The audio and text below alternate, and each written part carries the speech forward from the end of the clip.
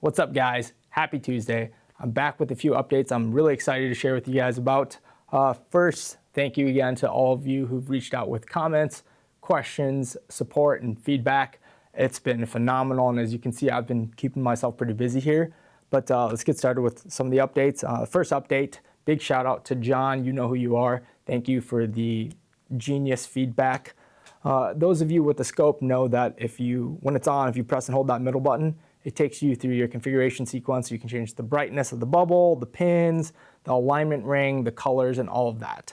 And then a left and right button allows you to quickly adjust your pin brightness. So if you're aiming at your target and the pin's not bright enough or it's too bright, you can quickly press that left or right button to change the brightness settings. But John reached out and said, it'd be cool if you could do a long press and hold on the left and right buttons to change your alignment ring settings and then leave the quick presses to the pin brightness. And I thought that was just genius. So I'll demo that right here. I've got another camera with different exposure settings so you guys can see.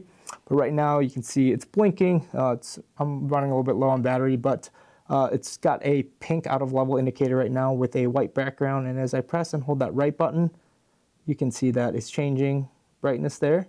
Press and hold that left button. It's making it dimmer. And then the pins, you can still do quick presses to change the brightness of the pins. So I just turn that off. So that's the first update. It's just another easy way for you guys to quickly change your settings depending on how the environment is. Second update, and this is something that's already on all the scopes out there. I just didn't talk about this in the first video. I've been keeping it kind of low-key for a bit. But if you've got a scope and it's on in a left to right sequence, you're facing it, press the left button, then the middle, then the right, and release, or you can do a kind of like a rolling press. What that does is it actually enables a wireless feature. And I've been working on an app. Let me go ahead and get my screen recording started so I can share with you guys what it looks like. But I've been working on an app. It's undergoing review. It'll be on the Apple iOS App Store and the Android Play Store, hopefully within the next week or two. So stay updated for that. But it's called CyberShot. I'm gonna open that up. And when you're enabled wireless on your scope, you can go into CyberShot and scan for devices, and it'll see your scope. If this is your first time setting it up, it'll show up as CS something, and that stands for CyberShot. Go ahead and connect to that. And the first thing I'm gonna do is once I'm connected, it shows all of this. I'm gonna rename it just so I know it's mine. So I'll call it Kenny's scope and rename it. And once you've renamed it, it'll automatically reconnect you to that. But the neat thing is once you've connected, you can actually close out of the app, and next time you open it up, it'll save that off and automatically connect you to the same scope. So the first thing is once you're connected, it'll look at the version that your scope is running and let you know if it's the latest or if you're on an older version. In this case, it's saying your device is running the latest firmware. So what's great about this is it allows me to add new features and push an update, and you guys will get an alert, and all you have to do is just click download and install, or you don't have to if you don't want to, but it takes like a minute, maybe less than a minute, to get you with the latest firmware. So that's the first thing I wanted to talk about. Second thing are the controls. I'm gonna go through there. First and foremost, when I made the scope, I wanted all of the configurable parameters to be accessible through the button interface. So by pressing and holding that middle button, you can cycle through and access all of that. The downside is it is tedious. So especially if you're shooting, you set it up, maybe your out of level indicators are red with a brightness level of 5 and you're shooting, you're like, that's not bright enough. Now you have to press and hold to go through and change that setting. I thought it'd be great if I could do it all in the app to make it quick. And as you can see here, I'll walk through these here, but we'll just start with like the bubble brightness. It's at level 1 right now, and as I change that to max, you can kind of see it's changing in real time. The fiber is off right now. I can turn it on and change brightness there. And then the ring background is set to white, and it's at level 1. I can turn that all the way up, turn that down, and pick the colors to go through, and I'll turn that down, go back to white, and you've got the digital level portion. So when we're level, it's showing red. Maybe I want it to be green, so we'll pick green when we're level, and I'll turn up that brightness.